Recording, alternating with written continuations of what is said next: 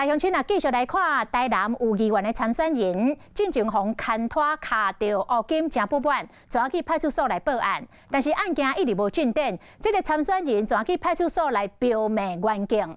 台南市议会昨个临时会，国民党的议员蔡淑慧质询到警察局长彭永玲，要求局长下令来保存东港监视器的画面。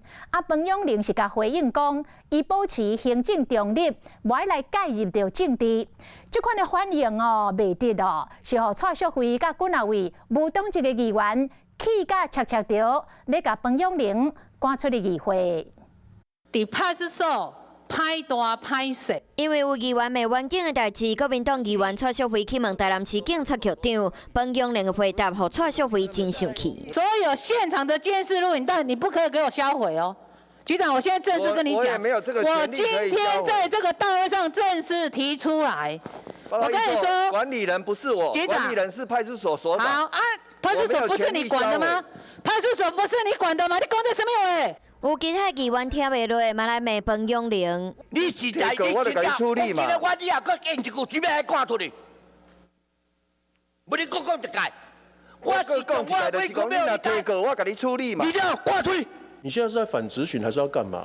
有请你回答了吗？我只是在跟议座表达。我有请你回答了吗？我有请你回答了吗？政治的纷争。主席，请他出去。彭永玲保持行政中立，无介入政治回应，互家己险用赶出议事厅。所来那样的议员，阁继续每一个火气拢真大。上尾主席议长郭信良赶紧做出决议。好，就根据我们议会的提案的话，将整个案子呢送由地检局去侦办了。但市议会伫昨个临时会这场充满会有味的质询，都是为着要参选议长的民进党议员邱丽丽，伊不满家己伫 PTT 的网站互看到过早起的乌金事件，所以去中正派出所告妨害名誉，所感觉案件的进度伤慢。12月7日暗时，伊去派出所关心案情，事后所传出伊伫迄暗暝所长阁有冤警。国民党议员蔡淑慧要求警察局长彭永玲下令保存迄暗监视器的画面。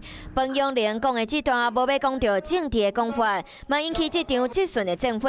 事件的主角邱丽丽嘛无出现来做任何回应，只是台南议会议长之间，阁因为参选人骂警察这件代志，阁增加一段插曲。